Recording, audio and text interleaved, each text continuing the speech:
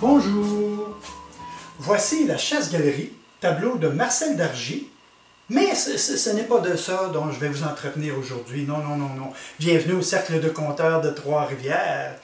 Cercle de conteurs où il passe plusieurs conteurs qui proviennent de partout de la province et même d'ailleurs. Donc aujourd'hui, je vais vous présenter différents conteurs qui viennent assez souvent au Cercle de conteurs. Il y en a qui sont toujours là. Donc, je vais commencer par la présentation des conteurs, suivi d'un petit conte. Et ensuite, vous entendrez Jacques Archambault, Georgette Renaud et Daniel Projean. Ces deux-là viennent de Rimouski. Hein? C'est assez loin de Trois-Rivières, ça. Et ensuite, on aura Steve Bernier, suivi de Michael Soleil Saint-Denis. Ensuite, Danny Gagnon et Jean-Luc Boutin. Pour certains, ce seront des extraits de ce qu'ils ont déjà présenté. Alors, je commence tout simplement. Et oh oui, on devrait terminer ça peut-être, si ça entre dans le paquet, un conte que j'ai fait et que j'ai publié sur YouTube, qui s'appelle Jack de Bois, mais on verra plus tard. Donc, je vais commencer par mon conte, mon petit conte, et ça va se poursuivre comme ça, un après l'autre. Alors, voici. Vous connaissez les trois petits cochons? Oui? Non? Oui? Oui, on connaît ça. Alors, je vais vous faire ma version qu'on a présentée au réseau Biblio l'année dernière. Donc, il s'agit de trois petits cochons, trois frères, qui demeurent près de la forêt et qui ont peur des loups, évidemment.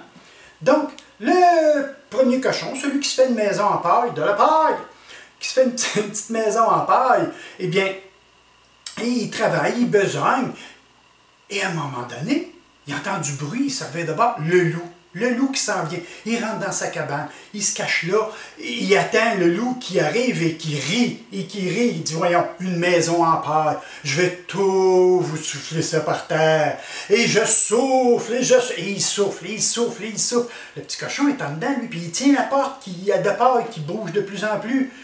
Mais là, il pogne l'odeur. Pouah! Qu'est-ce que c'est ça? Ouais, il a le cul en arrière des dents, ça se peut pas. Lui, j'ai oublié de vous dire, lui, il travaille, mais il est nutritionniste. Et là, il s'aperçoit que probablement il y a un petit problème à l'intérieur, le loup. Alors, il s'en va dans son atelier pendant que le loup souffle et souffle et souffle. Et à un moment donné, le loup souffle de plus en plus fort, la maison tremble de plus en plus. Il se fait lever par la queue en arrière, il se fait mettre un entonnoir dans le trou de pète avec un liquide blanchâtre malodorant et il vient tout gonfler. Le petit cochon, il le relâche, puis il rentre dans sa maison, lui. Le loup va se vider dans un fossé, il revient enragé noir et puis il souffle de plus en plus fort. Mais le petit cochon, il est content parce que là, ça sent bon, ça sent meilleur que quand il a commencé. Mais là, il sait que la maison va tomber, alors il lâche tout, il sort par la porte d'en arrière, puis il s'en va chez son frère qui a une maison en bois. Le loup réussit à passer bord en bord de la porte, il voit le petit cochon qui se sauve à l'autre bout, part après lui. Le petit cochon de maison de part, il arrive chez son frère qui a une maison en bois, puis il dit « Hey, le loup s'en vient », il voit arriver le loup à l'autre bout qui s'en vient en courant, ils rentrent tous les deux dans la maison, commencent à barricader les portes. Le loup se met à souffler, puis il trouve ça drôle, une maison en bois, c'est un peu plus solide, mais ça va tomber. Et il souffle, et il souffle, et il souffle. Mais en soufflant, les babines, ils font ça de même, on voit toutes ses dents. Le deuxième petit cochon qui reste dans la maison de bois, lui, il est hygiéniste dentaire. Alors, il s'aperçoit que le loup, il est damagané. Tu sais, on ne peut pas laisser ça de même, voyons, c'est inhumain. Alors, il dit à son frère, il dit, viens avec moi. Il passe par l'atelier, il sort par en arrière, font tout le tour. Là, le loup, il souffle. Puis à un moment donné, comme il se penche pour souffler, il y a une chaise qui rentre entre les deux jambes. Bang, il tombe assis à cul-plate là-dessus. Du masking tape autour des poignets. Qu'est-ce qui se passe là? Le petit cochon qui a la maison de bois arrive par en arrière, il rouvre la gueule. Commence à y arranger les dents. Mais le loup, il s'enrage de tout ça, lui-là. Fait qu'il se met à se débattre, le petit cochon finit son travail, il part, puis il rentre dans la maison. Il voit son frère, ferme la porte, ça finit là. L'autre, il arrache ses liens, puis il rentre, puis il arrache un barreau de galerie en passant, rien qu'avec une mordée. Oh! Il dit, ça va bien? Fait que Au lieu de souffler, ben, il a soufflé un bout, puis plus ça allait, plus ça bougeait. Il s'est mis à gruger à la porte à un moment donné pour essayer ça, ces nouvelles dents-là. Et les petits cochons, quand ils ont vu ça, ils ont dit on s'en va chez notre frère. Fait qu'ils sortent par en arrière, puis ils s'en vont chez le frère, puis ils prennent une bonne avance. Arrive chez le troisième petit cochon, il est là, lui, puis il taponne. Il va arriver le frère, il lâche sa besogne en arrière, puis il s'en va voir ses frères, qu'est-ce qui se passe. Le loup, puis comme il dit ça, le loup s'en vient. Il rentre dans la maison. Là, tu dis, il n'y a pas de dommage. C'est une maison en briques. On connaît l'histoire. Donc, le loup arrive, puis là, il rit, il dit, ah, ça va juste être un peu plus long, mais elle va tomber la maison. Fait qu'il se met à souffler. Puis il souffle, puis il souffle, puis il souffle. Plus ça va, plus la maison tremble. Troisième petit cochon, il dit, attends un peu, je suis en train de faire de quoi en arrière, je reviens. Il part, puis il revient. Il dit à ses frères, il dit, amenez-vous avec moi. Il part, puis ils font le tour, tous les deux. Ah, j'ai oublié de vous dire. Troisième petit cochon, il est contracteur en construction. Fait qu'ils font le tour. Le loup, il souffle, il souffle. Puis plus il souffle, plus la maison tremble. Toute la maison tremble. À un moment donné, il se prend une grosse respiration. Paf! Une brique en l'air de la tête. Il se réveille d'abord. Bing! La brique. Tu sais, la tête d'un côté, sur une épaule. Aïe, aïe, aïe, aïe, aïe, aïe! À un moment donné, ils n'ont plus de briques, les cochons, là. Fait qu'ils se poussent. Là, le loup reprend un peu ses esprits, il part après eux autres, il fait le tour de la maison. Le premier petit cochon, le contracteur, celui à la maison de briques, il court, il court, il court, il court. Puis là, il dit aux autres, il dit, suivez-moi, il ne passez pas à côté de la remise. Fait qu'il fait le tour comme ça. Le loup, quand il arrive, il voit les cochons qui font le tour. Lui, il se dit, moi, je pique de même, puis je vais les couper. Il part en courant, passe en face de la remise. Ce qui avait été fait, l'autre, c'est qu'il avait été installé son mélangeur à béton dans un trou, puis il a mis du faux gazon par-dessus. Fait que le loup a passé là, il a tombé dans le mixeur à ciment, puis il s'est fait brasser avec tout ça. Ils ont sorti ça de là, puis ils ont ramassé le ciment, puis ils ont étendu ça sur un petit mur de béton que le cochon est en train de faire, troisième cochon. Ils ont tout fini ça, ils ont coupé les petits bouts de poêle qui dépassaient, puis ils ont laissé sécher ça là. Plus de problème avec le loup. Puis il paraît que depuis ce temps-là, à la pleine lune, ils entendent le mur hurler en arrière. Fait que c'était les trois petits cochons. Merci beaucoup. On passe au suivant. Jacques Archambault.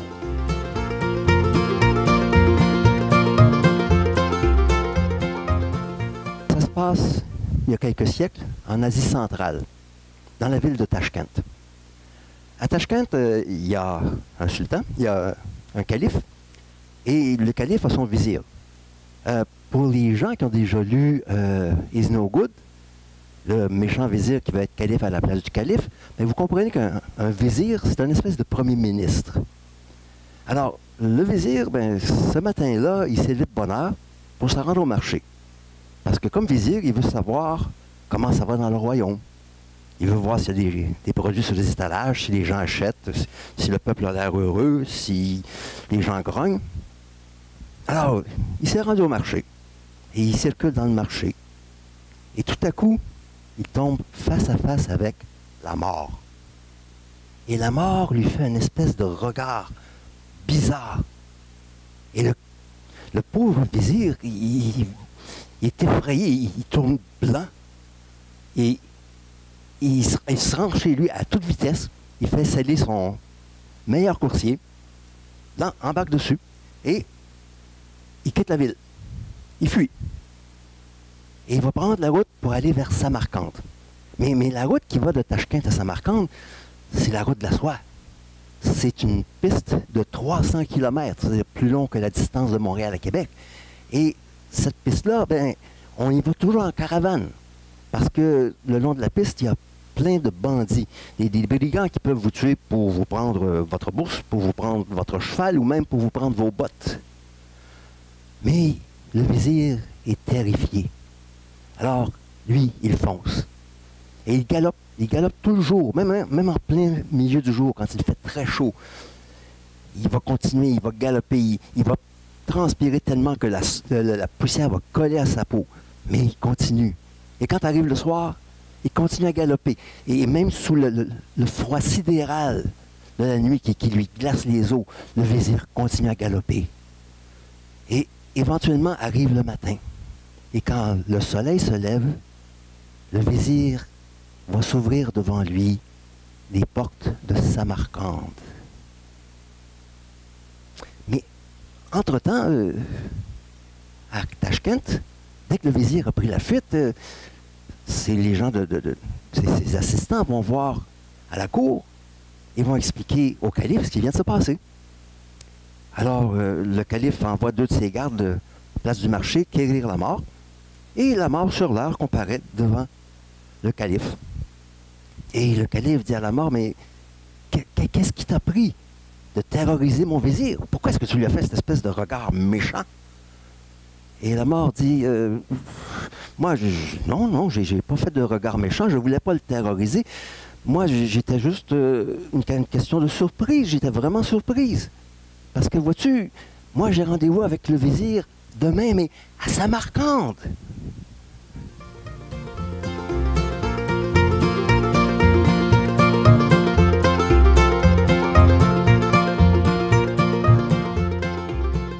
Étant donné que la semaine dernière, c'était la journée de la Terre, et que nous sommes confinés par rapport à un virus, le COVID, le plus féroce, j'ai choisi le conte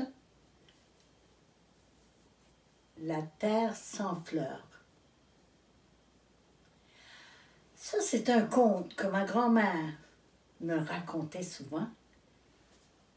Ma grand-mère Anna, elle me disait, dans un pays lointain, très lointain, les gens étaient tellement méchants que les bons sorciers avaient décidé de quitter le pays sur la plus haute des montagnes. Et aussitôt dit, aussitôt fait. Mais les conséquences, la terre est devenue de la terre. Il n'y avait plus de fleurs, plus de plantes, plus d'oiseaux, plus d'insectes. C'était un désert, quoi. Mais il leur restait encore leur imagination. Ça, là, c'est important. Et les jeunes, ben, eux autres n'ont pas connu ça. Donc, ils se faisaient raconter des histoires par leurs ancêtres, par leurs parents, par leurs grands-parents. Et leurs grands-parents, ben, leur racontaient leurs souvenirs, comment c'était beau leur pays lorsqu'il y avait des fleurs. Mais il y avait un jeune, lui, non, il se lassait pas de l'histoire de sa mère. Et se disait, lui, ce jeune, il s'appelle Tipit, Pit. Et il me demandait sans cesse à sa mère de raconter l'histoire. Mais sa mère, là, elle commençait à être écœurée de ça, de raconter l'histoire. Elle a dit, non, je veux plus te raconter ces histoires-là, Mais lui, le jeune, là, il a dit à sa mère, quand je serai grand, j'irai trouver le sorcier et je lui demanderai de revenir nous porter les fleurs. Mais un jour, il est devenu grand. Alors, Pete met dans son baluchon tout ce qu'il avait besoin pour son voyage et il parta avec son baluchon. Mais avant, il va voir sa mère pour lui dire qu'il quittait, qu'il voulait aller trouver le sorcier. Oh, sa mère était découragée. Elle dit, ben non, vas-y pas. C'est des histoires. Les histoires sont pas vraies. Oh, non, j'aurais pas dû te raconter ces histoires-là. Mais lui, il l'écoutait plus et il était déjà parti avec son baluchon. Alors, il marcha plusieurs jours avant de trouver la montagne avec le plus haut sommet. Et tout à coup, il arrive près d'une montagne. Il ne voit même pas le sommet, il dit c'est la plus haute. Alors, il cherche un moyen de monter la montagne. Alors, il fait le tour de la montagne, il refait le tour de la montagne, et il l'a fait 3 fois. Et il n'avait pas trouvé aucune façon de monter la montagne. Alors, il s'est dit, il faut que je l'inspecte comme il faut. Alors, il passe, il fait le tour, il n'a rien vu. Une 2e fois. Oh, la 3e fois, par exemple, il a trouvé une roche plate. Oh. Et il en a trouvé une 2e, une 3e, une 4e. Ben, il a dit, je vais monter sur les roches. Alors, il monte sur la roche, 1, 2, 3, 4. Et tout à coup, il se lève les yeux et il voit un escalier. Un escalier. Voulez-vous me dire pourquoi il y avait un escalier là? Je n'en sais pas. Alors, mais il y en avait un autre escalier, et il arrivait sur un plateau, un plateau de la montagne. Puis ça, il a fait ça pendant 3, 4, 5, 6 jours. Et c'est seulement la 7e journée qu'il a vu le sommet. Il a dit, là, il me reste le sommet à faire. Mais il était tellement fatigué, tellement... Il n'en pouvait plus. Mais il a pris le dernier escalier, puis il a monté. Et tout à coup, il est arrivé au sommet. Le soleil avait disparu et la nuit avait déjà englobé toute la montagne. C'est plutôt une roche de montagne. Et il a vu une source. Alors il s'est dirigé vers la source. À peine s'il avait touché la source avec ses lèvres, pouf! Il est devenu, toute sa fatigue a disparu. Et puis il est devenu très heureux. Tout à coup, il y a une voix qui lui dit, « Mais qu'est-ce que vous faites ici? Qu'est-ce que vous êtes devenu faire par ici? » Lui, il se retourne, mais il ne voit personne. Ben, il dit, je suis venu chercher le sorcier pour qu'il nous ramène nos fleurs dans mon pays. Tout à coup, il sent que quelqu'un le prend en dessous des bras, comme des mains invisibles. Il regarde, il ne voit rien. Puis qu'il le transporte dans une prairie, mais pleine de fleurs multicolores. Oh, il n'avait jamais vu ça, lui. Puis le parfum qui lui arrivait, oh, c'était tellement bon et délicieux. Il n'y avait pas aucun mot qui sortait de sa bouche. Il était émerveillé. Il voyait même le soleil là, qui reflétait sur les fleurs. Ça lui donnait l'impression des arcs-en-ciel qui dansaient dans la prairie. Et la voix lui dit, « Mais qu'est-ce que tu fais? Cueille des fleurs. Tu voulais des fleurs. Prends toutes les fleurs que tu veux. » Mais il dit, comment je vais transporter ça? Alors, on lui prend son baluchon, puis il met des fleurs dedans. Puis toutes les fleurs, il cueille toutes une après l'autre. Puis il prend soin de même de sentir leur parfum. Puis là, il avait les bras chargés, là. Ah, il dit, Master, va les cueillir, va les transporter chez vous. Puis là, lance-les partout. Et tu vas voir, ils vont se multiplier. Alors, là, il est tout énervé. Il prend sa pile de fleurs, puis il descend. Puis là, il est rendu à je ne sais pas combien d'escaliers. Puis il dit, ça va bien plus vite en descendant qu'en montant. Il arrive près de chez lui, près de son pays. Puis il commence à distribuer les fleurs, comme ça, dans le vent. Dans le vent, il y en avait-tu du vent dans ce temps-là, je ne sais pas. Et là, puis il se rend compte que ça se multiplie et que son pays redevient fleuri. Et avec le vent du nord, le vent de l'est, le vent de l'ouest, le vent du sud, la pluie vient leur donner de la nourriture. Et les oiseaux reviennent et les insectes reviennent. Et là, il y avait des fleurs partout, dans la prairie, près des lacs, près de la rivière, près des ruisseaux. Oh, c'est une merveille. Et même les gens là, qui se moquaient de lui quand il est parti tantôt, là, ça, je vous avais pas dit ça, là. Ils ont dit qu'il était fou, puis qu'il y avait juste les fous qui croyaient à des histoires. Bien là, ces mêmes jeunes, là, puis ces gens-là, là, ils ont dit, on le savait, surtout les ancêtres, là, les plus vieux, là, ils disaient, on le savait. Puis les plus jeunes, ben, on ne le savait pas, nous autres, mais on l'a cru. Et là, tout le monde est comme, on dirait que tout le monde est comme figé dans le bonheur. Hein? Puis là, la méchanceté s'en va. Puis là, ils ont décidé de demander à Pitt de devenir leur roi. Et le roi, qui est Pitt, il a accepté. Et le premier discours qu'il a fait, il a dit, il faut se souvenir se souvenir que c'est la méchanceté qui nous a amenés à vivre dans un désert. Et les gens, là, comme ils ne voulaient pas revenir vivre dans un désert, ils sont efforcés pour devenir bons. Et puis surtout, parce que les fleurs, la conséquence des fleurs, c'est quand on a des abeilles, on peut manger du miel.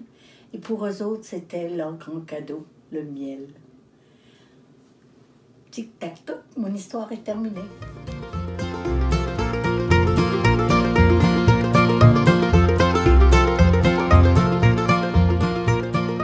Bonjour les amis, nous en avons, vous en avez, nous en avons plein le dos, plein le fond de godillon, des pelles, des pioches, des vis et des boulons, des gamelles et des bidons, des carottes dans le ventre, des nouvelles et le mollet et des histoires. Aujourd'hui, j'aurais le goût de vous en raconter une. Une petite histoire, mais une belle histoire. Ça se passe ici à Rimouski, dans les sentiers, pas loin d'un lac, où il y avait un chalet, et il y avait une vieille dame qui y vivait. Mais elle ne vivait pas seule. Elle avait son chien. Un beau chien. Un vieux chien. Style Golden Retriever. Mais il était vieux. Peut-être 12, 13 ans. C'est vieux, ça, pour un chien. Mais il était gentil par rapport à la madame qui voulait toujours lui rendre service et la madame qui voulait, elle aussi, lui rendre service. Donc, elle décide d'aller marcher, de prendre une marche dans un sentier, à côté du lac, dans le bois. À un moment donné, la dame s'arrête, regarde alentour d'elle et admire tout le beau paysage, les arbres qui finissent pas de grandir, les fleurs qui parfument l'orée, et à l'occasion des petits Suisses ou des petits écureuils qui se promènent. Le chien, lui, content parce que il avait de la place. Il y avait un beau sentier, pas trop encombré. Et puis, lui, il aimait ça.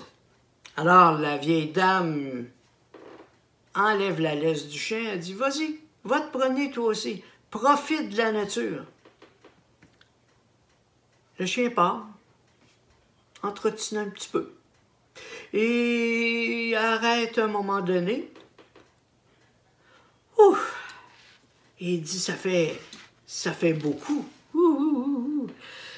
Ah, qu'est-ce que tu veux? On ne peut pas tout faire, hein? On est vieux, on n'est pas jeune. Mais au moins, on sait qu'on peut admirer des choses. Alors, le chien décide de retourner voir si sa maîtresse était bien correcte, elle aussi. En se retournant, il voit un ours arriver vers lui. Il est à peu près à 200 mètres de lui. Oh, oh, qu'est-ce que je fais? Il regarde alentour de lui et il voit un paquet d'os. Alors, il va sur le paquet d'os, s'assoit dos à l'ours et il grignote après les os. Que c'est bon, cet ours-là! Et aussitôt que l'ours arrive, il entend le chien dire « Ouh là là là! Non, mais j'ai-tu hâte d'en manger un autre, moi, là, que c'est bon, cet ours-là! » L'ours décide de retourner de bord, il voulait pas se faire dévorer par un chien. C'est sûr. Mais, du haut d'une branche, il y avait un corbeau là, qui ziotait, qui regardait tout partout. Il gardait la scène et il a dit « Ah! Ça se peut pas! » Il part dans une envolée, il va retrouver l'ours et lui dit « Hey! Qu'est-ce que tu fais là? T'as peur de te faire manger par ce vieux chien-là? Voyons donc! Ça n'a pas de bon sens! » L'ours s'arrête. Ben, c'est vrai. C'est quoi, là? Embarque sur mon dos, là, le corbeau, on retourne voir l'ours. On retourne voir le chien. Il court après le chien. Et à un moment donné, le chien voit l'ours arriver à nouveau. Oh ben là, il dit, je suis fait, là. Qu'est-ce que je vais faire? Qu'est-ce que vous pensez qu'il va faire, le chien? Il veut pas se faire manger, lui non plus. Il se retourne encore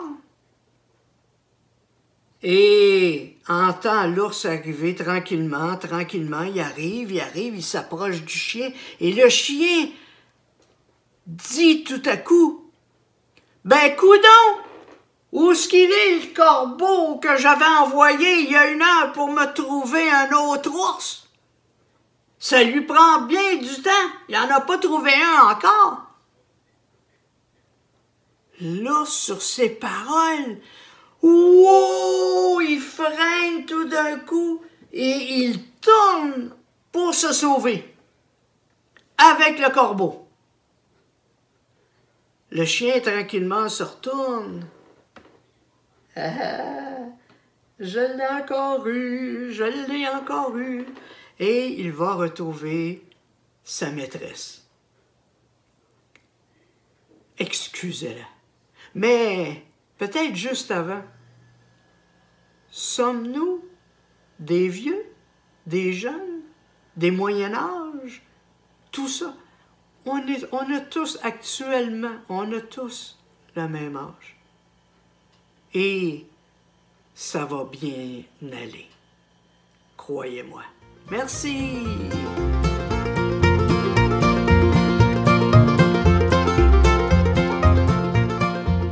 Jadis naguère, un moment donné, ça s'est passé. Je vais te faire une petite histoire qui te montre qu'une petite chose peut avoir un impact plus grand, à une grande échelle. Imagine-toi dans une forêt éloignée quelque part, un écureuil qui marche sur une branche. Rien de bien compliqué, il ramasse ses provisions pour l'hiver. Mais il laisse tomber une noix sur une perdrix. Là, tu vas me dire, c'est quoi une perdrix? C'est un oiseau qui n'existe plus. C'est un oiseau mythologique. C'est un oiseau inventé. C'est un oiseau qui a une sirène de pompier à la place du cri. Fait que, bien entendu, quand il s'est mis à chanter, il a dérangé tous les oiseaux de la forêt qui se sont mis à s'envoler. L'orignal qui broutait tranquille, a vu tous les oiseaux partir, s'est dit « Oh, c'est peut-être la saison de la chasse, je ne resterai pas dans les parages. » Il a piqué en ligne droite, il a traversé le ruisseau à vitesse grand V, si bien que les poissons n'ont pas vu où ils nageaient. Ils ont sorti toué, les bancs de poissons sortis de l'eau, passé par-dessus le barrage du castor. Le castor, de voyant tous ces poissons volants, s'est dit « Pas normal cette affaire-là. M'en va d'ici, m'en va m'isoler, m'en va me cacher. » Il est allé au fond d'un puits, en plein milieu d'une clairière. Il pensait qu'il était tranquille, lui, là, hein. Il dérangeait personne, il a reçu une chaudière sur la tête. Une fille, une belle mademoiselle nue, puiser de l'eau à la clairière. Quand il est remonté, là, elle a vu le castor, elle s'est dit « Wow, beau castor », elle a voulu le flatter, mais le castor n'était pas d'accord. Lui, il l'a mordu, schlac, il est parti en pleurant jusqu'à la maison d'un jupe de sa mère. Sa mère a voulu la soigner, un coup, elle a eu désinfecté sa plaie, elle s'est bien vu que c'était juste une égratignure. Puis elle l'a trouvé un peu innocente d'avoir s'être laissée mordre par un castor. Fait qu'elle a engueulé sa fille. Mais le mari, qui est forgeron, qui travaillait plus tranquille dans sa forge, il s'est mis à entendre sa femme gueuler. C'est son ouvrage à lui de gueuler après ses enfants.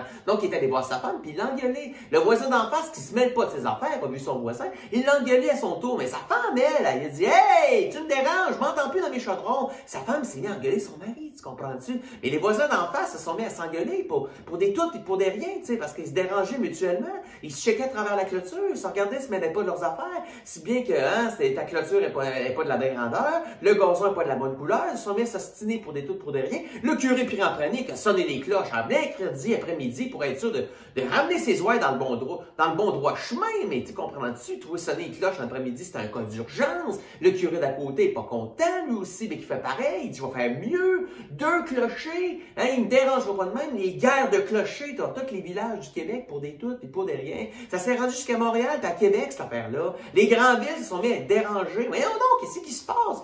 Québec s'est mis à dire « Hey, ça vaut à Montréal, cette affaire-là. Hein? Ils sont sur une île, ils sont à part. » Mais Montréal Non, non, non, non, c'est de votre faute de vous autres, hein? Vous êtes sur le bord de l'eau, vous êtes proximité, vous êtes l'entrée de tout. On a si vous n'avez pas ça, c'est mis à s'engueuler, les grandes villes, pour des toutes, pour de rien. Les francophones, de toute façon, ça s'engueule pour des toutes et pour des rien. Tu comprendras-tu? Hein, s'il pleut pas, on voudrait qu'il pleuve pour faire pousser nos légumes. Puis l'hiver, hein, s'il neige pas, ben on fera pas de sport d'hiver. Mais s'il neige trop, on voudrait donner la neige, hein, à qui on peut bien la donner. Si bien que tout le monde s'engueule pour des toutes, pour de rien. Les francophones s'engueulent pour des toutes, pour de rien. Si bien que les Anglais, dans leur colonie, un peu tannés d'entendre les francophones s'engueuler. Hein, on veut notre quiétude, nous autres, on veut notre quiétude. Shut up, big French! Shut up! Ben, ils veulent se taire, mais ils veulent pas se taire. Ils disent, on va leur déclarer la guerre, ça va être réglé comme ça. Bang! Un coup de canon d'en face, ça s'est réglé sur les plaines d'Abraham, toi.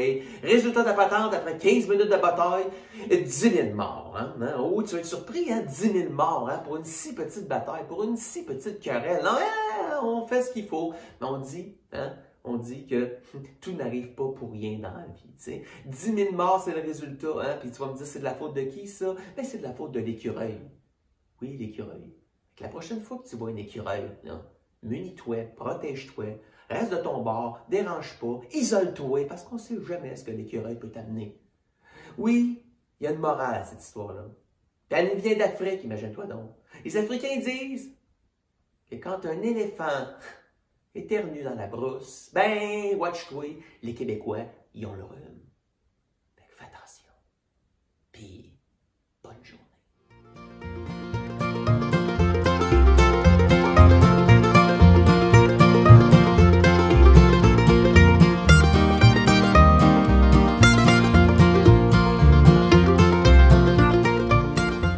La moutarde du montonné commençant à en avoir son voyage, de petite mouche qui tournait alentour de lui. Il a pris un morceau de tissu qui traînait pas trop loin dans son établi. Il s'en est servi comme fouette. Tu sais, à la Indiana Jones, là. Il allait voir l'ampleur des dégâts. Il s'est mis à les compter. Hey, il y en avait 7. Oh, il était fier de son coup. Oh, qu'il se rendait compte que t'as pas juste un petit tailleur, mais tout un gaillard. Fallait aller partager la bonne nouvelle à son village. Le village. Ah, c'est peut-être un petit peu petit, hein, un village de 200 habitants. Le monde entier. Pour ce faire, il s'est fabriqué un ceinturon en or, écrit en lettres argentées, « J'en abats 7 d'un coup ». Puis avant de partir en quête d'aventure, il a regardé à gauche, à droite, en haut, en bas. Il n'y avait pas quelque chose à porter avec lui. Du coin de l'œil, il a remarqué un vieux fromage qui traînait sur le coin du comptoir. Il l'a pris, il l'a mis dans ses poches, puis en passant par la porte, il a vu qu'il y avait un petit oiseau dans une cage. Il a pris l'oiseau, il l'a mis dans l'autre poche, puis il s'est mis à marcher, d'un pas agile et rapide. Hey, c'est un Alexis le trotteur, ça devait être son cousin, quelque chose du genre. En tout cas, marche, marche, marche. Hey, même pas essoufflé. Il riait, il sifflotait, il chantonnait. Il arrive en haut d'une montagne. Qu'est-ce qu'il voit pas là? Un géant qui regarde passer passant. Hey, toi, le géant! Qu'est-ce que tu me veux? Je m'en vais faire le tour du monde en quête d'aventure! Tu viendras-tu avec moi? Petit minable! Petit microbe! N'est pas question! Quoi? Tu me traites de microbe? Va t'en montrer, moi, des façons de parler! Regarde bien ça! Il a montré son ceinturon doré. Un peu comme quand t'arrives dans la cage des lutteurs. Check ça, I'm the king of the hill. Quand il a vu ça en lettres argentées, 7 d'un coup, il s'est dit il en fait des dégâts, cet homme-là. Faut le traiter avec un peu plus de respect.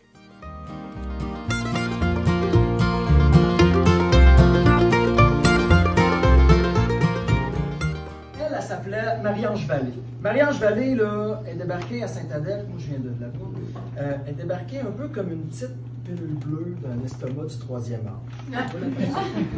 Belle, grande créature d'une vingtaine d'années, avenante, fine, tout le monde. Écoute, il n'y a pas un homme dans place qui la regardait pas sans que je nous prenne. C'était immanquable. Ça, les femmes l'ont remarqué assez vite. Ça, généralement, les femmes, ça remarque ces affaires-là. Elle, là, elle avait une idée bien simple. Elle s'est dit, moi, je pourrais moderniser la poste à Saint-Adèle. Ça, là, le changement, ça n'arrive pas comme ça veut à Saint-Adèle, on va te le dire. Là. Ça, elle a dit, il faudrait faire un bureau de poste, parce que jusque-là, la poste, là, la malle, ça arrivait ça chez le maire, M. le maire Galarno, puis c'était sa femme Agnès, qui lisait ça, qui triait ça, elle se mettait le nez un peu, puis elle distribuait à qui de droit quand ça venait le temps. Tu sais, puis, c'est ça. Fait, mais là, elle voulait moderniser la patente. Agnès a dit non. Agnès a dit non. Elle dit à son mari, tu fais de quoi? Faites quoi? Tu te fais dire ça, faites quoi? Qu'est-ce que tu fais? Il dit, il est parti, lui, il est allé chez Herman de la Fontaine, le marchand général du village. Lui, ce qu'il a fait, il a acheté, le maire Galarno, cette année-là, il a acheté tout le stock de vis du marchand général. Il s'est dit, pas de vis, pas de bâtisse. Le bureau de poste, ça ne montre pas. Il a ramené ça chez eux. Lui, il ne savait pas, là, un acte anodin pour lui. Il venait de créer quelque chose qui allait le dépasser puis devenir bien plus grand que lui. Parce que depuis ce jour-là, à Saint-Adèle, ça a l'air que c'est rendu par chez vous et tout, il n'y a pas un mot juste de... Tous les politiciens qu'on a eus ont eu leur lot de vis cachés quelque part. Le charpentier menuisier en charge du projet du bureau de poste, Inès Gagnon, lui, là, il avait son lot de vis personnel assez élaboré, ça fait que ça ne l'a pas arrêté. Il a monté le bureau de poste. Lui, là, Inès, il avait l'érection rapide de bâtiment. Fait que lui, il s'est monté le bureau de poste en le temps de le dire, puis il a fait cette affaire-là. Ça fait que Agnès était bien triste, mais regarde, Marie-Ange, elle s'est dit, moi, je vais remercier le village. Elle dit, en plus de vous donner la poste, elle dit, ce que je vais faire, elle avait la linguistique assez développée. Elle avait le tour de la langue. Elle avait, tu sais, elle s'est dit, je m'en vais donner des cours. Elle dit, pour tous ceux qui voudront l'en suivre puis se perfectionner, principalement les hommes, parce qu'apparemment, les femmes, ça savait déjà ça. Tu sais, c'était allé à l'école un peu plus longtemps, les hommes partaient. Là, on ne partira pas le féminisme à soir. Suivez, OK? Fait que, elle dit, je m'en vais donner des cours du soir de langue particuliers. Des cours de langue particuliers à qui voudra apprendre. Oh, monsieur. Là, tu as vu la jante masculine de Saint-Adèle, désireuse d'apprendre comme jamais. Écoute, ça s'en allait suivre, ça conjuguait tellement le soir, là-bas, dans ces cours-là, qu'il n'y a pas, tu sais ce que ça fait, quand tu es bon à l'école, tu ne ramènes pas de devoirs, hein? Les devoirs conjugaux à Saint-Adèle, cette année-là, il n'y en a pas eu, pas un. Ça et tout, les femmes, ils le remarquent, vois-tu? Ça fait qu'à un moment donné, ça s'en va se plaindre au curé. Ça dit, ce curé, faut qu'elle parte. Elle, faut qu'elle parte. Il dit, il ne faut pas mettre la charrue de 20 bœufs non plus, là. On va se calmer, là. Monsieur, dame, mesdames, pas beaucoup de monsieur, là. Il aimait bien ça. Eux autres voulaient qu'elle reste. Mais bon, il dit, non, monsieur curé, il faut qu'elle parte, ça n'a plus d'allure, puis mettez pas la charrue devant les bœufs. On va aller. Tu sais, ils se discutaient de ça dans une soirée de bingo, ça, c'était déguisé. C'était une réunion secrète, mais c'était déguisé en soirée de bingo dans le sol de l'église. Excuse-moi, en patente, là. Fait que, il dit, je vais y aller la voir. Il dit, on va le savoir. Avant de tout garocher, là, je m'en vais rencontrer, moi, samedi soir, après la messe, je m'en vais aller la voir. Comme de fait, le curé, après la messe, on va chercher le Marie-Ange. Il dit, il l'avait prévenu. Il dit, je sens qu'il y a une situation assez tendue dans le village présentement. Dans l'espoir de connaître votre position sur le sujet. Je vais aller voir. Il est allé à voir, il dit, on ne fera pas jaser, on va marcher au vu, au su. Hein? Fait qu'ils se sont promenés. Là, rendu là, je te le dis parce que moi je n'étais pas là. Ça s'est passé il y a longtemps. Fait que là, ce qu'on sait, c'est du racontage de monde qu'ils ont vu passer hier. Ils seraient partis. Tu n'es jamais passé à Saint-Adèle, fais comme si, OK? Fais comme si, puis suis-moi, tu vas voir, il y a 3 rues. C'est pas dur, hein? Tu pars, la principale. Ils sont partis du bureau de poste à la principale, ils ont viré sur la rue du Moulin, puis ils ont monté ça. Ils ont monté ça jusqu'au rang de Saint-Joseph. Différents voisins qui ont passé la patente, c'est que dans le rang de Saint-Joseph, il n'y avait plus de maison pendant un petit bout.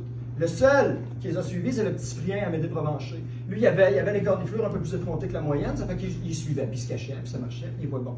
Ils sont rentrés à un moment donné, à force de parler, puis de bon, ils sont rentrés dans la grange à Gros-Trépanier, à l'entrée du rang de Saint-Joseph. Gros-Trépanier fabricailleux de boissons à Saint-Adèle, il avait son alambic d'un côté, puis il gardait son bétail de l'autre bord de sa grange. Puis ça, tu sais, t'entendais meugler, tu disais, il fait pas de boisson. C'était là. Cyprien s'est collé le nez dans la fenêtre, il voulait voir ce qui se passait, ça avant qu'il se ferait poser des questions. À un moment donné, qu'un compteur montrait ça, à un moment donné, ça fait que, il dit, je vais toujours bien voir ce qui se passe. Il faisait noir comme chez Liard là-dedans. Ça fait que là, il a vu gratter une allumette. C'est le curé qui allume le fanal. Il allume le fanal, il dit, ils vont me voir. Fait qu'il s'est penché. Tu comprends que là, ça devient flou, là. Il est plus dans la fenêtre. Donc là, il regarde dans le crack, entre deux planches en dessous de la fenêtre, puis ce qu'il voit, c'est de l'ombre. Il voit des ombres. Lui, il voit des ombres, puis il en déduit de ce qui se passe dans sa tête d'enfant. Il dit, ce qu'il a raconté, c'est que la Marie-Ange, elle se sera confessée Il dit, en tout cas, il était à genoux. Elle s'est mis à genoux. Mais il dit, elle s'est confessée de quoi? Je sais pas, je n'entendais pas. Ça faisait comme, tu sais. Il dit, je sais pas. Rendu là, ça fait. Il dit, puis là, il a dû se passer quelque chose. Je sais pas. Ils ont, tu sais. Ils sont tombés. Ils sont tombés un sur l'autre, puis ils essayaient de se relever. Puis d'après moi, ils se sont fait mal, parce que t'entendais Marie-Ange qui se lamentait. Puis t'entendais M. le curé qui forçait pour se relever. Tu sais, ça marchait pas. Assez qu'à un moment donné, ça, là, ça a énervé le bœuf à gros trépanier. Le bœuf qui regardait faire avec le fanal sur le bord de son enclos, puis qui s'est marré dans le brancard. Qu'est-ce qui se passe dans ce temps-là? Le fanal tombe dans le paille. Le fanal tombe. Le feu. Là, tu sais, là, pas besoin d'un cours de physique, là, du feu, de la paille. Le petit Cyprien pogne les nerfs. Il dit, il s'en va au village. Mais le temps que le petit Cyprien s'en aille à course au village, chercher le reste du monde qui sont arrivés avec le 5 gallons d'eau pour éteindre ça, il n'y avait plus de grange. Bon, tu vas me dire, c'est peut-être à cause de l'alambic qu'il y avait à côté, ça brûlait vite, peut-être. Cette année-là, il a brûlé ses profits. Donc, là, la grange est rasée. Monsieur le maire qui arrive avec ses 2 chaudières, pour donner l'exemple, fait, lui, il fallait qu'il ait le mot. Tu sais, quand t'es maire, il faut que tu. Il dit, ils ont été victimes d'un feu de paille. Écoute, ça a été ça. Ils ont été victimes d'un feu de paille. Ils m'ont dit, c'est victime d'un feu de paille. Okay, c'est correct. La patente, c'est qu'à Saint-Adèle, nous autres, là, je ne sais pas vous autres, à Montréal, je ne suis pas habitué en ville. Mais à Saint-Adèle, quand il nous arrive de quoi, on essaie de tirer une morale de ce qui nous arrive. Okay? Puis la morale n'est pas venue tout de suite. Ça nous a pris du temps. Il faut y réfléchir à notre morale. Puis on s'est dit qu'est-ce que ça serait bon, qu'on peut tirer comme leçon de ça. Puis avec le temps, on s'est rendu compte d'une affaire. La morale de cette histoire-là, c'est une phrase vieille comme le monde. Que M. le curé lui-même s'amusait à répéter à tout le monde, puis qui est vrai à travers les âges. Jamais mettre une charrue devant des bœufs.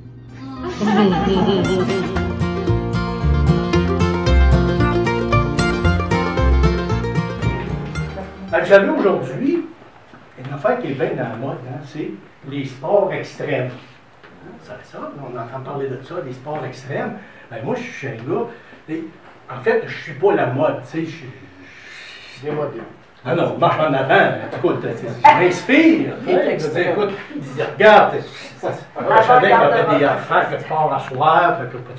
J'inspire la place, la mode. Je suis ça. Quand j'ai entendu dire la mode, pas j'ai entendu dire, quand j'ai commencé à répandre l'idée que la mode était au sport extrême, j'ai décidé de m'y mettre moi aussi. Ça fait que je ne vais pas lésiner là-dessus. Hein. Sport extrême, là, moi je suis allé dans l'extrême. Fait? Vraiment total extrême.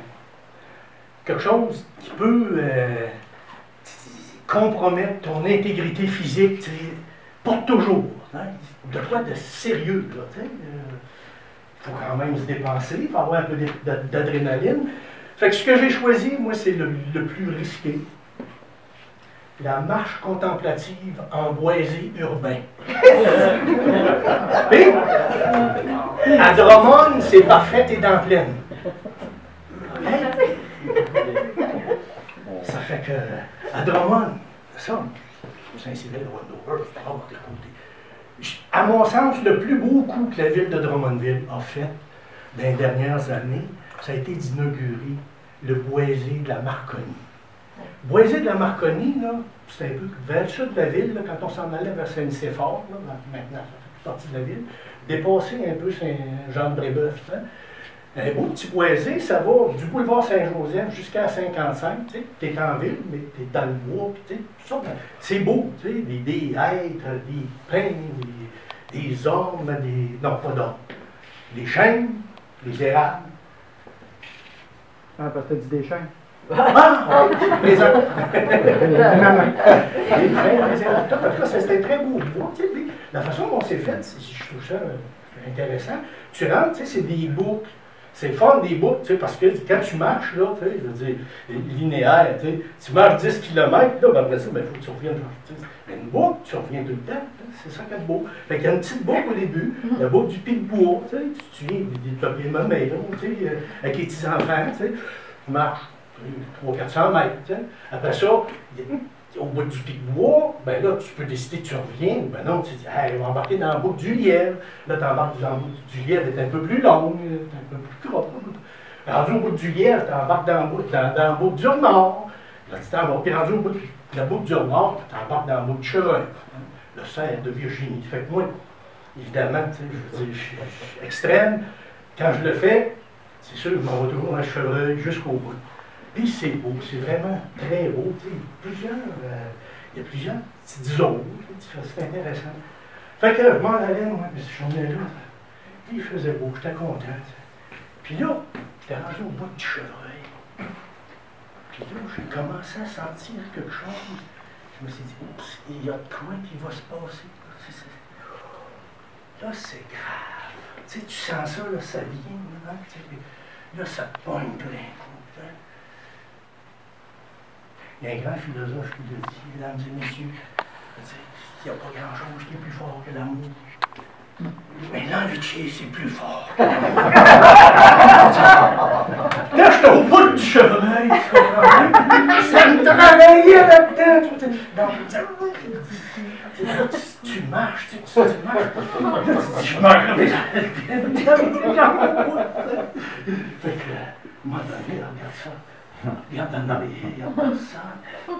Personne en avant, personne à gauche, personne à droite. Je sors du topaz. Je rentre dans le bois, puis là, je dissimule un petit peu. Le temps de baisser mes culottes, c'était le temps que ça arrive. Hein? C'était le temps que je m'accroupisse. Parce que là, en tout cas, je n'expliquerai pas tout ce qui s'est passé, mais ça va passer pas mal. Regarde autour, tu arraches tout au quatre fourrures, des brins-up, quelque chose, je suis ça du mieux un petit peu, puis je remonte mes culottes, puis là, ben, je trouve les bottes derrière. J'ai essayé de cacher un peu les preuves. Puis là, je suis rembarqué sur le sentier. Ben, je ne vais pas niaiser, là, tu sais. Mais, tu sais, tu marches, on est quand même inconfortable, tu sais, c'est dit. Fait que je marchais, là, plus rapidement quand même, là. Puis là, j'arrive à l'auto. Ben, moi, ça me donne quasiment 12 km en retournant à la maison, là, tu sais. Fait que t'es assis, tu sais, puis sur le bout des fesses, ça pointe, tu sais.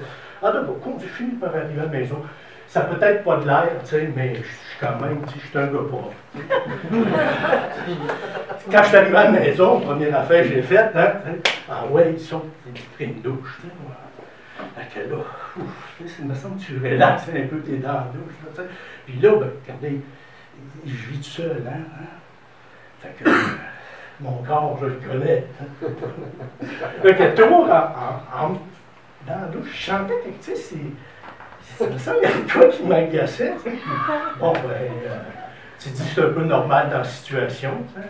Fait que je ressors de là, mais si l'idée me travaille pareil, tu sais, il me semble qu'il y a.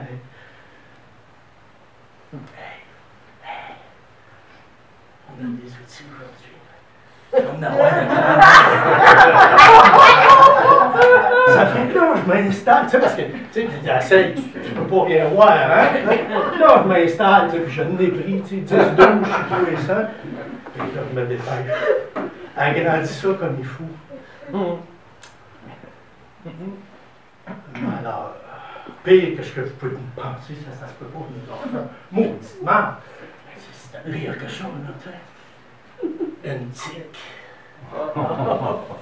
Une tique! C'est le début, j'ai agrandi ça, là, j'ai checké sur Internet, là, c'est bien clair, tu sais, ça a l'air quasiment comme des raisins sultana, là, tu sais, avec la queue.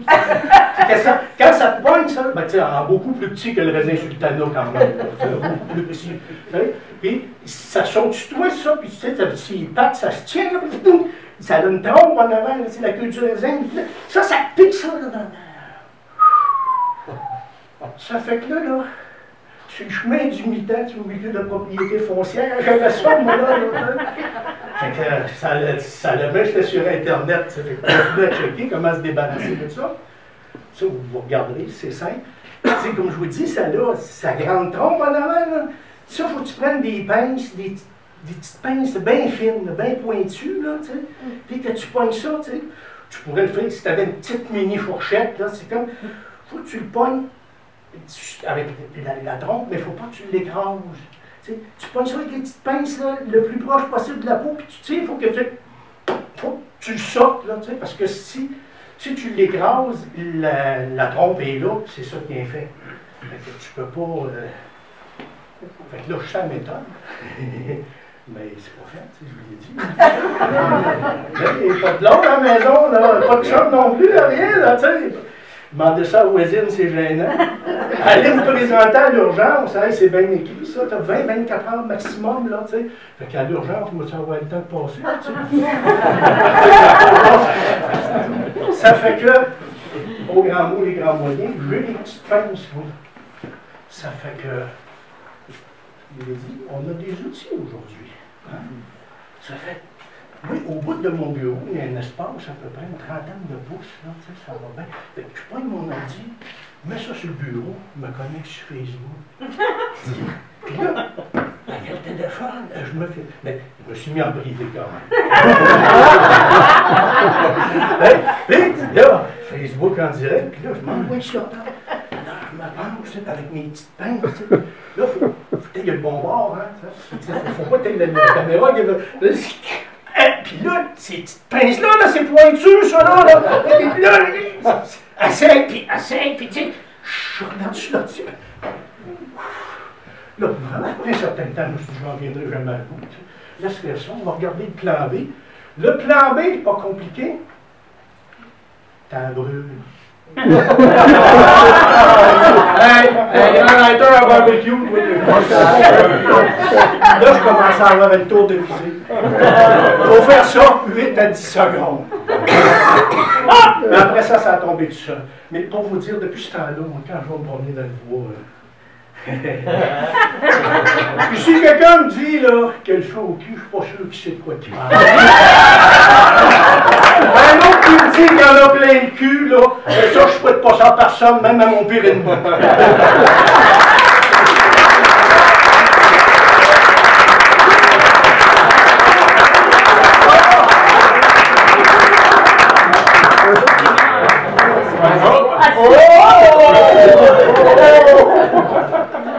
Non, mais ça a passé de la bonne longueur.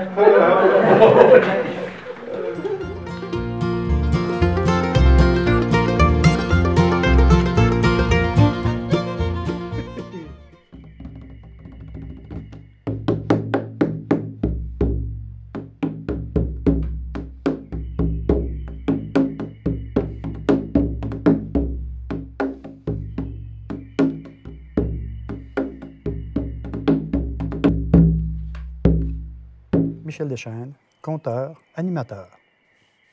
Jack Debois. Un homme et une femme, ils restent au bout du rang sur le bord du bois. Ils ont toujours voulu avoir des enfants pour travailler sa ferme, mais ils n'en ont pas. Ils ont été voir le curé, parce qu'un curé, ça sait tout, pour savoir comment faire pour avoir des enfants. Le curé leur a dit « Priez, priez, priez ». Fait que c'est ce qu'ils ont fait. Ils sont installés en arrière de la maison, puis autant qu'ils pouvaient, quand il y avait le temps, ils priaient sur un gros tronc d'arbre qui était en arrière de la maison. Ils ont prié, prié, prié, prié, prié, prié, prié, prié, prié, jusqu'au temps où le morceau de bois, le tronc s'est mis à bouger. Ça s'est levé, ça. 2 jambes, un corps, 2 bras, puis une tête, comme un homme. Son père, tout ébahi, il a dit hey, « Tu veux la pièce d'âme, toi? On va t'appeler Jack Debois. » Jack, il a dit « C'est bien beau, mais j'ai faim. » Fait qu'il a vidé tout le garde-manger. Sa mère a pris panique, elle a dit « Tu peux pas rester avec nous autres, là. Si tu manges autant que ça, nous autres, on n'aura rien à manger. C'est bien mieux d'aller voir le roi. » Son père a dit, c'est une bonne idée. Va voir le roi, demande-y du travail, puis travaille, mon âme, t'es capable. Fait qu'il a pris sa besace, puis il est parti pour aller voir le roi, en saluant ses parents. Arrivé au château, le roi le voit arriver, cette pièce d'âme. Oh! Fait que lui, il s'en va voir le roi, il dit, moi, je suis un homme fort, puis je cherche du travail. As-tu de quoi à faire? Le roi a dit, oui, j'ai plein de choses à faire. À la grosseur que tu as, tu pourrais aider mes hommes à aller battre le blé en arrière. Là. Il y en a pour un bout, une couple de semaines, une couple de mois, certains. Bon, ben, il dit, c'est correct, mais il dit, ça va me prendre un fléau parce que vos petits fléaux, là, c'est des cure-dents, ça. Fait qu'il s'est fait faire un fléau avec un gros manche en bois, là, long de même gros comme ça c'était juste le manche. Puis il s'est rapaillé plein de fer, et puis il était voir le forgeron, puis ils ont fait ça. Hein, une belle pièce, 50 000 livres, ça pesait cette histoire-là. On voit ça juste d'un compte, je le sais. 50 000 livres. Fait qu'il est parti avec ça, puis il a battu le blé. Puis à la fin de l'avant-midi, ben, il s'en va voir le roi. Le roi, il dit, qu'est-ce que tu fais ici? Tu n'es pas supposé de battre le blé, toi? Il dit, oui, j'ai fini, tout est fait. Il l'avait fait. Là, le roi, il se posait des questions. Il dit, attends un peu, qu'est-ce que je pourrais bien faire d'autre? Ben là, il dit, j'ai faim, mais aller manger. Fait que, le roi, il dit, correct. Fait qu'il est parti, il a été mangé. Fait qu'il a vidé le corps du garde-manger. Le corps du garde-manger, c'est beaucoup. Fait que le roi, quand il a vu ça, il est un peu plus épeuré. ben, j'ai du bois à couper en arrière de la colline, tu pourrais commencer à couper ça. Fait qu'il est parti, il a été coupé ça. Avant la fin de la journée, il est revenu. Là, le roi, il dit, t'arrives donc ben de bonne heure. Il dit, ben oui, mais j'ai plus rien à couper. T'as fini? Oui, oui, j'ai fini. Ils ont été voir le bois tout coupé à ça du sol, tout bas, puis tout bien cordé sur le bord de la route. Ah! Le roi a dit, attends un peu, là, ça marche pas, là, parce que là, il était en train de manger, puis il était en train de vider le garde-manger. Entre-temps, son ministre arrive, puis il dit, là, il y a des armées qui s'en viennent pour nous attaquer, on a entendu parler de ça. Le roi y allume, puis il dit, c'est peut-être le temps de se débarrasser de Jack Debois avant qu'il vide tout le garde-manger. Il va voir Jack Debois, il y a des armées qui s'en viennent, tu peux-tu arrêter ça? Tu donnez-moi tous vos sacs de fèves, donnez-moi tous vos sacs de poids, puis je m'en vais avec ça. Fait qu'il a pris ça, puis il est parti. Il est arrivé, la première chose que j'ai eue, après 2 jours de marche, il a vu une armée qui était là. Quand il a vu ça, il a pris tous les sacs de fèves, il a bu ça, il s'est tapé sur l'estomac, il est parti en courant, il s'est reviré de bord, tout le monde couché, ça ne bougeait plus, il a attendu un peu, il n'y en a plus un qui bouge, c'est beau, il a continué. Il a marché encore 2-3 jours, rencontre une autre armée, pogne tous les sacs de poids, mange ça, ah ouais, il se met dans le sens du vent, se tape sur l'estomac, part en courant, se revire d'abord, hey, tout le monde couché, sont tous morts. Il s'est rendu de même jusqu'à la mer. Rendu à la mer, il a vu qu'il n'y avait plus personne. Vire de bord, on va voir le roi. Ah, c'est sûr que rendu au roi, le roi était content, là, les armées ont été battues. Fait un gros festin pour l'aider. Il a mangé la moitié de la bouffe qui était présentée. Wow, là, le roi, il dit non, c'est sûr que lui nous amène à notre ruine. Fait qu'il était voir Jack. Il a dit, pour te féliciter de ta belle bataille puis de nous avoir sauvés, je te donne une partie de mon royaume. Hein? Tu vas te rendre où est-ce que le soleil se couche, là-bas, là? Tu sais où est-ce qu'il se couche? Jack a dit, oui, on le voit descendre à tous les soirs. Rends-toi là-bas où est-ce qu'il se couche, là, puis c'est à toi. Alors, Jack était bien content. Fait qu'il a ramassé sa besace, puis il est parti. Il est parti, puis il a salué tout le monde, puis il s'est en allé, puis il a marché des jours et des jours et des jours, jusqu'à temps qu'un soir s'est couché, le matin, il se levait, ça branlait. Qu'est-ce qui se passe? Il se lève, puis il va voir, là, il voyait descendre la montagne en avant de lui. Wow, qu'est-ce que c'est ça? Ben, c'est Tasse-Montagne. Tasse-Montagne, il était là, lui, pour tasser les montagnes, parce qu'il m'a sauvé lever de soleil, lui, puis quand il y avait une montagne qui le gênait, ben, il tassait la montagne. Il la tassait jusqu'à temps qu'elle soit tassée. Fait qu'il va le voir. Il dit, t'es un homme fort, toi? Hey, Tasse-Montagne, il dit, oui. Tu pourrais t'amener avec moi. J'ai une terre au bout de ce que le soleil se couche, là. Si tu veux, tu pourrais venir avec moi, puis on va aller faire des affaires ensemble. Alors, c'est beau. Fait qu'il part. Il marche 2-3 jours, jusqu'à temps qu'il rentre dans un petit village. Puis là, il entendait des bruits, gling, gling, gling, gling, gling. Ils vont voir. Là, tu avais un gars qui était assis avec deux barres de fer dans les mains, puis il zigonnait comme ça. Puis il était en train de se tricoter une chaîne. Oh, là, Jack, il dit, oh, il est fort, lui aussi. Tu t'appelles comment? Il dit, moi, je m'appelle Torchaine. Bon, Tasse-Montagne, Torchaine, c'est bon, ça. T'es un homme fort, tu viens-tu avec nous autres? Et on s'en va dans l'ouest, moi, j'ai une terre là-bas, le roi m'a donné une terre, puis je m'en vais où le soleil se couche. Ben oui. Fait qu'ils partent tous les trois, puis ils s'en vont là, puis ils ont marché des jours et des jours et des jours, jusqu'à temps qu'ils arrivent. Une petite clairière avec un petit peu de bois, puis une petite montagne, puis un vieux château tout petit. Ah! Jack allume, il dit, ça doit être site. Le soleil se couche en arrière de la montagne qu'il y a là. Fait que ça doit être site, regarde, un petit château. On est chez nous. Fait qu'on prépare nos affaires, puis demain, on verra. Il passe la nuit là, le lendemain, ça se lève, c'est beau. Mon Jack se lève, il dit à Torchaine, il dit, viens avec moi, puis Tasse-Montagne va rester ici de faire de la soupe. Ah, ben c'est bien beau. Fait qu'eux autres, ils partent, et on va aller chercher de la roche, puis du bois, puis du petit gibier. Ils sont partis. Fait que Tasse-Montagne, ben, il prépare sa soupe, puis il fait sa besogne, puis à un moment donné, quand la soupe est prête, ben, il la met sur le bord de la fenêtre pour qu'elle refroidisse un peu. Puis pendant qu'il fait sa besogne, là, plic, plouc, plic, plouc, plic, plouc. C'est ça. Ça dégoûte. Fait qu'il part, puis il sort, puis il regarde, puis il faisait beau. Il se revient de bord, hey, sur le bord du toit, un petit bonhomme au de même. Il pissait dans la soupe. Il dit, qu'est-ce que tu fais là? Malpoli. Moi, je m'appelle 6 pouces, je suis chez nous ici, puis t'as pas d'affaires ici, puis tu vas t'en aller. Tasse-Montagne, il dit, non, non, non, non, écoute, t'es en train de pisser dans ma soupe, ça, c'est pas poli. Viens ici que je te montre la politesse. Ni une ni deux, 6 pouces, il part, bing, bang, il saute à gauche, à droite, sur une branche, sur une roche, puis il saute d'en face, dans le sens du mot sauter d'en face. Il en a mangé une. Oh! Il en a mangé une. Puis là, ben, c'est pas, s'il est parti en courant, en riant, puis en disant « J'ai pas fini avec vous autres, m'en revenir! » Torse-Montagne, il se relève de peine puis de misère, va nettoyer, va vider son chaudron de pisse, il nettoie ça, puis il remet ça là, puis il s'affale. Fait que les gars reviennent en fin de journée, puis là, ils voient mon Torse-Montagne effoiré. Qu'est-ce qui s'est passé? Ah, j'ai voulu aller chercher de l'eau pour la soupe, là, puis je me suis pris le pied dans une racine, puis je me suis cassé la face sur une roche, là, puis ça va pas bien. Jack, il dit, c'est pas grave, on a ramené du petit gibier, puis ça ira demain. Fait que c'est beau, la soirée passe de même. Puis le lendemain, il se lève. Jack se lève, puis il dit à Torchaine, il dit, tu vas rester faire de la soupe? Je vais partir, moi, avec Torse-Montagne. C'est beau! Il part. Ça va chercher de la roche, puis du bois, puis du petit gibier. Puis Torchaine, il reste là, puis il prépare ses affaires, puis sa soupe. Le temps passe, la soupe est prête, il met ça sur le bord de la fenêtre, retourne à sa besagne. Plic, plouc, plic, plouc, plic, plouc, plic, plouc. Qu'est-ce qui se passe là? Il sort dehors, ça dégoutte dans ma soupe. Pourtant, il ne pleut pas, il regarde partout. Ben non, il est beau soleil, pas de nuages, il s'est relevé de bord. Hey, le petit bonhomme de même, il pisse dans la soupe. Ben voyons donc, qu'est-ce que tu fais là? T'es donc bien pas poli, puis c'est dans ma soupe. Je m'appelle 6 pouces. T'es chez nous, puis moi, je vais te sortir de chez nous. Ah, ben t'as bien beau venir, mon âme. Hey, 6 pouces, il part, ni une ni deux, hein. Il s'est tiré juste sur une roche, puis il a sauté tout de suite d'en face. Mais il a mangé une volée pire que l'autre.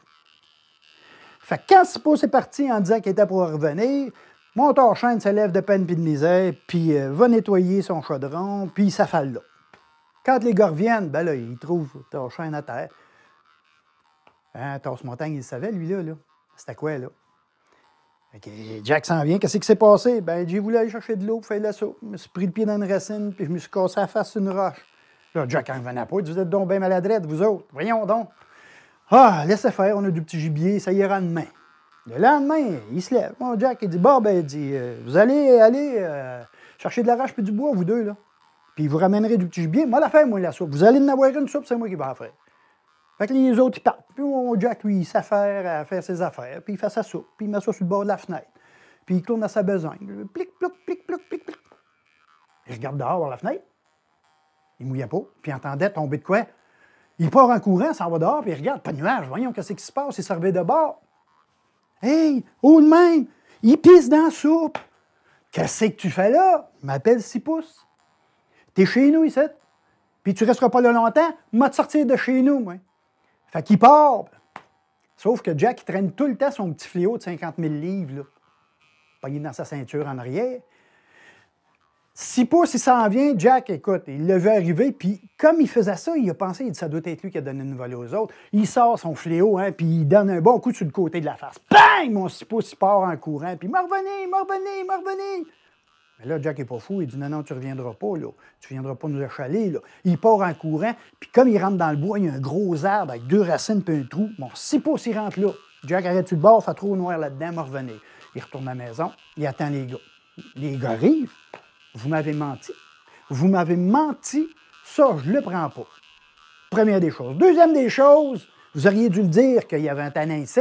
Là, on va aller chercher avant qu'il revienne. Il prend un gros ballot de corde, puis il se rend jusqu'à l'arbre avec ça. Il arrive à l'arbre, attache, il dit là, vous me laissez descendre, on va prendre la corde, puis je vais remonter le plus d'affaires que je peux. C'est beau, on va tirer 2 coups. Il descend, puis au fur et à mesure qu'il descendait, il voyait de plus en plus. Là. Ça allait bien, il allait.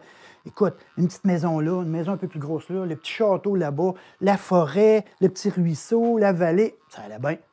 Il arrive en bas, oui. Hey, les vaches, les cochons, les oiseaux dans les airs. Un petit paradis. Fait qu'il s'en va, il arrive sur le bord de la première maison. Il y a une petite madame qui sort de la... Elle s'en vient en courant. « Sauvez-vous, sauvez-vous, restez pas ici. Si c'est pas, si vous voyez, il va vous tuer. » Jack a dit, je le connais, c'est pas... C'est presque un ami. Fait qu'elle a dit, vous pouvez pas rester là. Mes 2 sœurs sont prisonnières dans les 2 autres maisons. Puis si vous voyez, là, il y a son père puis sa mère, puis son père est plus fort puis il est plus terrible. Jack, ça ne le dérangeait pas pantoute. Fait qu'il a pris la princesse, il a pris les petits trésors qu'il y avait dans la maison de la princesse, il est retourné à la corde, il l'a attaché, puis il a dit, je vais ramener vos 2 sœurs. Il a donné 2 petits coups dessus, puis il a dit, tu leur diras qu'il y a 2 autres qui s'en viennent avec des petits trésors. Tout en se disant dans sa tête, je les trace pas eux autres, je ne leur fais pas confiance. Il est parti, il s'est rendu à la maison. Il n'était même pas rendu à la maison. Il voyait la princesse dans la fenêtre, puis il faisait signe. Non, non, non, non. Ça sort par la porte. Le bonhomme barre en bas de la porte, puis il part en courant. Il était plus gros que ça, 6 pouces, c'est sûr et certain. Mais c'est pas grave, Jack n'avait vu d'autres. Il sort son fléau, il se donne un élan, puis il en donne un bon coup, mais un bon coup. Carré entre les deux yeux. Bing! Mais entre les deux yeux. Le bonhomme était sonné, mais du temps qu'il soit sonné, il en a donné un à gauche, un à droite. Il s'est étendu, il ne bougeait plus, il est à mort. Le travail est fait. Il rentre dans la maison, ramasse la princesse, ramasse tout ce qu'il pouvait ramasser de cadeaux qui avaient de la valeur. Il s'en va à la corde, il attache la corde, il dit à la fille, tu lui diras qu'il en reste une avec d'autres cadeaux. Monte ça. Il part en courant. Puis là, il s'en arrive vers le château, puis il était décidé. Mais avant qu'il arrive au château, le petit pont-levis, il descend, hein? La bonne femme, elle sort, oui. Elle les bigoudis sur la tête. Pour moi, il l'avait dérangé, je ne sais pas, mais ça allait pas bien. Elle s'en vient en courant, puis elle va se faire. Puis elle était pas mal plus grosse que le bonhomme, par exemple. Et elle prenait de la place. C'est pas grave, ça. Mon Jack avait son plein. Il courait, puis il voit une petite roche, puis un petit buton. Il part, il saute sa roche, saute sur le buton, puis il se donne un élan dans les airs, sort son fléau, il fait tourner, puis il descend ça dans le front, à peu près jusqu'à la hauteur du nez. Puis en touchant en terre, un coup à gauche, un coup à droite, puis on refait encore dans le milieu. Elle ne bouge plus. Elle est morte. Fait que Jack s'en va jusqu'au château, ramasse toutes les choses de valeur à l'intérieur du château, ramasse la dernière princesse, se rend jusqu'à la corde, il attache la princesse avec les petits cadeaux, puis il s'attache à l'autre bout de la corde, lui, complètement, puis il donne 2 coups, puis là, ça remonte, ça remonte, ça remonte, ça remonte. Fait que les gars montent en haut, puis ils disent hey, ouais, Jack est attaché après la corde, c'est pas mal plus lourd. Là, il va y arriver la princesse avec les paquets de cadeaux, l'or, puis les pierres, puis oh, hey, là, on va être riche. Puis là, il détache ça, puis il enlève la princesse Massala, puis il regarde, puis il dit on va en avoir plus, on est juste 2, sort son couteau, puis il coupe la corde. Jack a tombé en bas. Là, quand il s'est relevé, il était malin, par exemple. Il était malin, il dit il faut absolument que je sorte d'ici. Il faut absolument que je sorte d'ici, il faut que je retourne dans le trou. Puis comme il dit ça, puis il pointe le trou, il voit passer un aigle. Il allume, part en courant, s'en va dans l'étable, pogne une vache, commence à brasser la vache devant l'aigle. L'aigle, il voit la vache qui se brasse de même. Il dit ah, un repas. Fait qu'il descend. Jack, il ramasse un cochon, puis il tenait la vache d'une main par les 4 pattes, puis il abrassait de même en tenant le cochon. Puis là, juste comme l'aigle arrive à sa hauteur pour le prendre, il se donne un saut, puis il saute sur le dos de l'aigle, tout en brassant la vache devant la face de l'aigle. L'aigle, il avait la tête de même pour essayer de pogner la vache. Mais là, la tête dans les airs, il monte. Il dit, faut que je me rende jusqu'au trou, là. Check la lumière, là. Vise la lumière. J'ai faim, je serai pas capable de te porter. Mon Jack arrache une patte de la vache, puis il donne ça à l'aigle. Oh, monte un peu plus. Oh non, c'est pas assez, j'ai encore faim, donne-moi en plus. Coupe la vache en 2, donne ça à l'aigle, puis l'aigle, il monte. Je n'ai pas assez. Donne le reste de la vache, puis donne le cochon. Hey, là, l'aigle, il monte. Oh. Là, il tournait, puis oh non, je suis rendu au bout de mes forces. Jack sort son rabot, puis il se rabotte une fesse. Ah ouais, il prend 2-3 morceaux, puis donne ça à l'aigle. L'aigle donne 3 bons coups d'aile, puis là, Jack, il se donne un élan, puis il s'accroche sur le bord du trou. Il est sorti de là, il est parti en courant, puis il est retourné chez eux pour voir ces 2 larrons en train de festoyer avec les 3 princesses, tous les cadeaux étendus devant le petit château. L'histoire ne dit pas qu'est-ce qui est arrivé. Ils n'ont jamais revu Torchaine, ils n'ont jamais revu Tasse-Montagne. Jamais. On ne sait pas. Ce qu'on sait, c'est que Jack est retourné voir le roi avec ses nièces, parce que c'était ses nièces, avec ses nièces, puis il a festoyé pendant 3 jours, 3 nuits. Ils ont festoyé comme ça ne s'est jamais fait. Jack, il a marié la plus jeune, c'était la plus belle, il l'a mariée, puis il m'a dit, venez vous compter ça.